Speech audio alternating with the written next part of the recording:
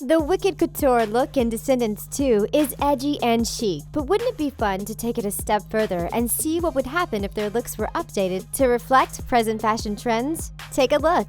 We saved the best one for last. New to the Things channel? Then make sure you subscribe so you don't miss a thing. And click the thumbs up button if you like this video. Now here's a peek at how the cast of Descendants 2 should have looked. The Evil Queen. Snow White's time period has been pinpointed as taking place in the 16th century Germany. HBO production designer Flair HUMMEL created a stunning illustration of what Snow White would have looked like if Disney had stayed true to the time period of the story. Claire added embroidery, long slash sleeves, and headwear. Instead, the Evil Queen's sleeves are long, angled, and wide. The length of her dress is pretty accurate, but it doesn't have pleats, which were common in that time period. But how would the Evil Queen and Snow White look if their costumes were updated to the present time? Fashion illustrator and designer HAYDEN brought their look into the 21st century with this incredible illustration. He gave the Evil Queen fishnet stockings. The shorter skirt and half shawl on Snow White are modern and chic. Williams really modernized the Evil Queen's look while staying true to the signature crown, cape, and red rubies for which we all know her for. This is definitely how the Evil Queen should have looked for the modern-day Descendants movies, don't you think?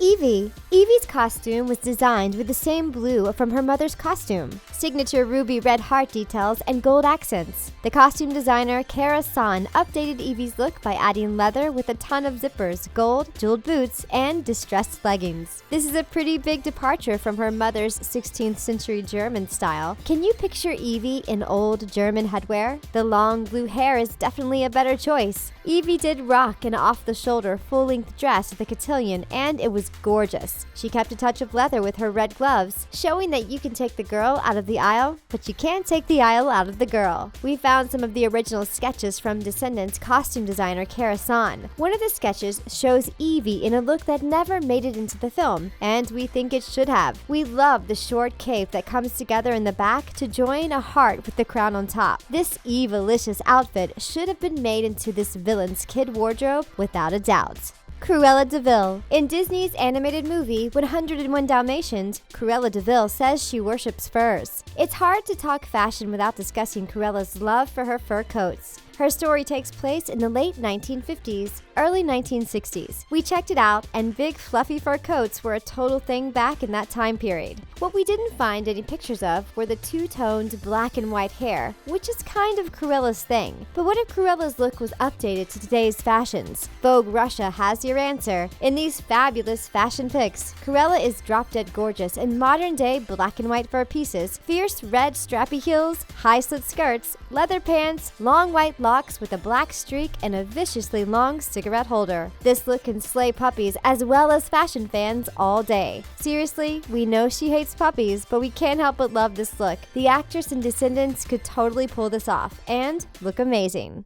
Carlos. Sweet, adorable Carlos is a fashion chip off the old block. He's got black hair with white frosted tips, a black, white, and leather red jacket, and even a fur-tailed clip to his belt. Even though his mom raised him to be terrified of dogs, he finds out she was wrong and ends up with a talking dog as his loyal companion in Descendants 2. Carlos ends up with a more polished look at the cotillion. It seems he got rid of the fur by the end of the film too. But we poked around on the internet and found an amazing work of art by SAKIMI-chan, who reimagined famous Disney characters by swapping the genders of princesses and villains. In Chan's series, she reimagined Cruella de Vil as a rich, spoiled, but devastatingly handsome guy. We started to wonder if this sharp-dressed socialite with a sinister flair for fashion would have been a better look for Carlos. It's a more dangerous and edgy take on the costume, but would have made Carlos's journey from evil to good a lot more rewarding to watch. Not to mention, this hot, bad boy look would be enough to make Taylor Swift come running from miles away.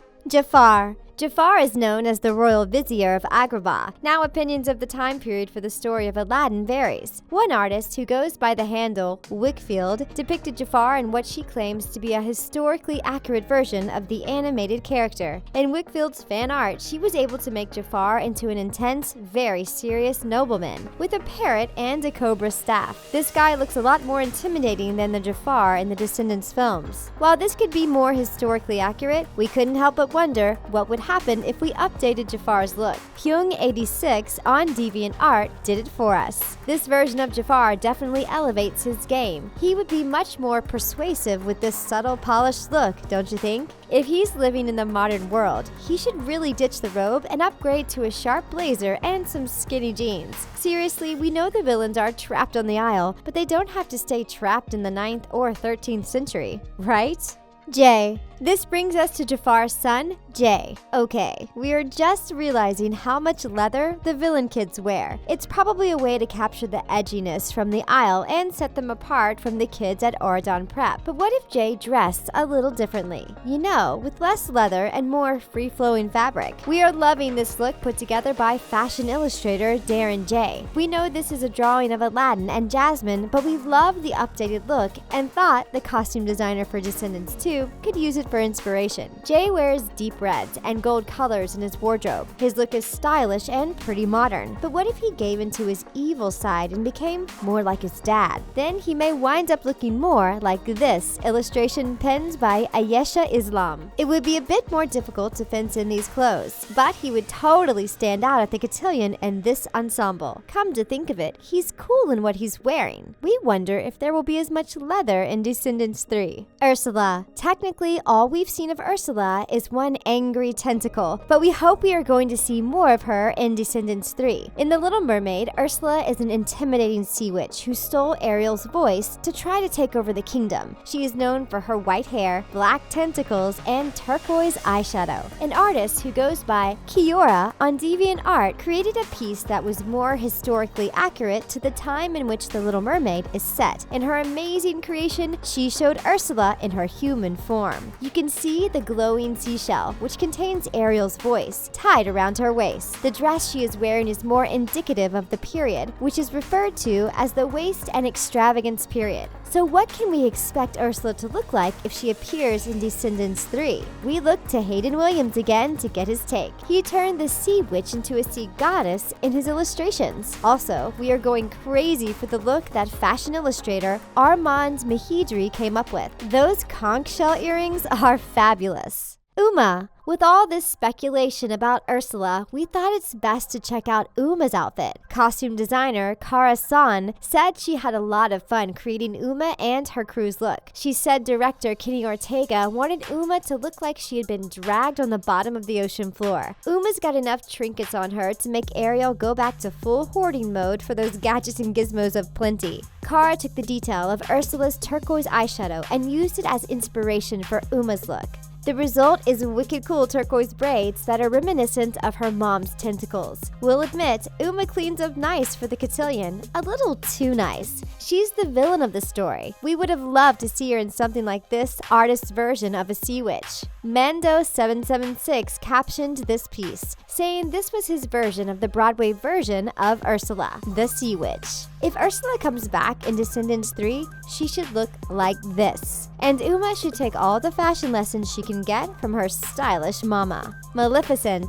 Maleficent's costume is so good, many have tried to duplicate it. She may be the most famous Disney villain of all time. Her costume is pretty accurate for the time period of Sleeping Beauty. Fashion illustrator Claire HUMMEL illustrated this version of Maleficent's look to more accurately reflect her time period. She said hoopolands and horned hennons are all the rage during the early to mid-1400s. Hoopolands are outer garments with long full bodies and flaring sleeves. But what if Maleficent decided to take a ride into the 21st century? Armand MEHIDRI illustrated modern-day Maleficent in this mermaid cut dress, keeping the pointy shoulders and collar. Hayden Williams also put her in a mermaid tail dress with sharp edges. He updated her hair to look like the horned hennon and let it flow down her back. If Maleficent wants a famous Dizzy Tremaine makeover, she should bring this picture with her for inspiration. That would turn her into one hot villain mama. How could Mal resist an evil mother as cool as this one? Mal. Mal looks great no matter what she's wearing, but we saw a pretty big departure from the cute purple bob to the stylish bangs. Her purple and green costume is everything, but if her mom updates her style,